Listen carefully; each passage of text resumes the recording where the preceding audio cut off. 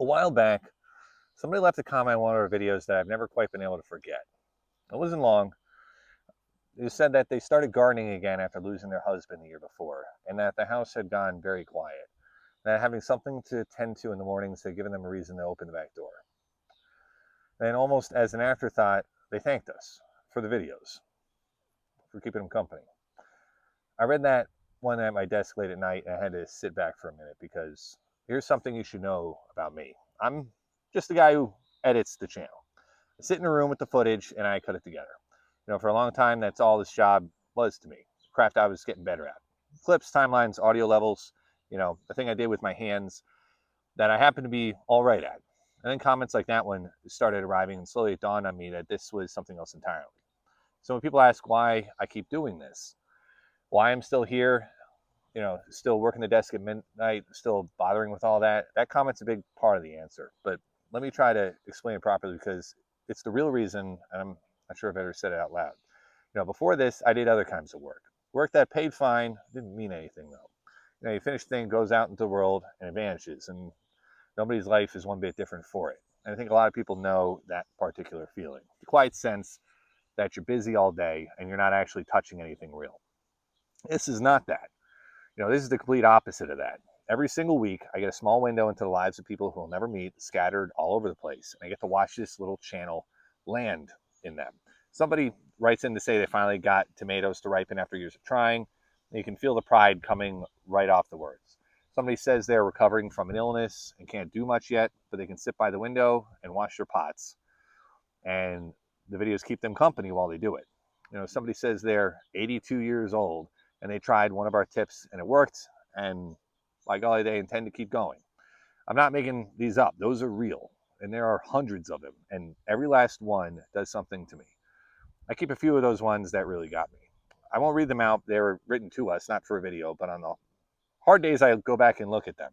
That's the reason. It really isn't that complicated. It's the small thing we make. This gardening channel run by a couple people out of a spare room, like, actually matters to somebody. It reaches into an ordinary day and makes it a bit better. Once you've felt that, once you genuinely understand that there are real people, on the other hand, whose mornings are a touch brighter because of something you helped put together, you simply can't go back to not caring. You can't. There's a particular kind of person who finds this too. I've grown fond of them. Folks a bit further along in life, people who finally have the time now after decades of never having any, who've decided to spend a little bit of it growing things. Now, there's a gentleness to that, a patience. You're not chasing the next big thing. You want to grow good tomatoes and have a quiet, satisfying morning, and you pass a bit of what you know down the line.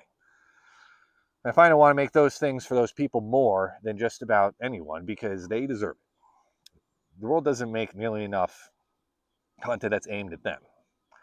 And it's changed how I do the work itself, if I'm honest. Early on, I did everything tight and fast.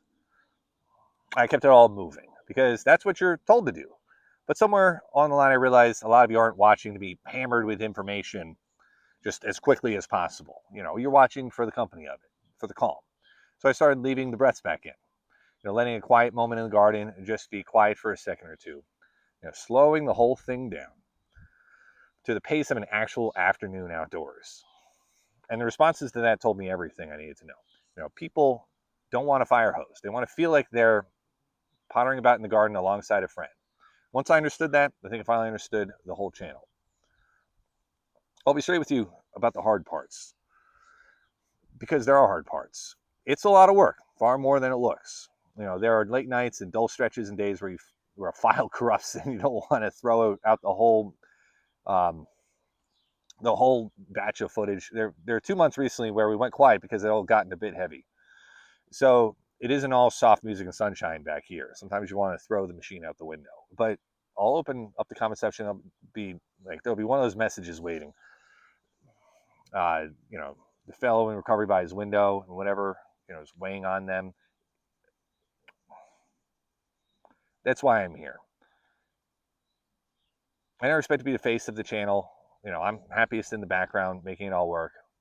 But I want to just, wants to step out and tell you the honest reason why I keep showing up. Because it would be so easy to assume it's about views or numbers or some clever plan. It really isn't. It never has been. It's you in the end.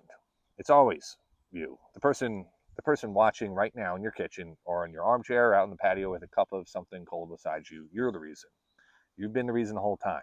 And I'm more than grateful knowing that, as I say here on my side, holding up my end of the bargain, that's the real answer. It's always about who's on the other side of the video.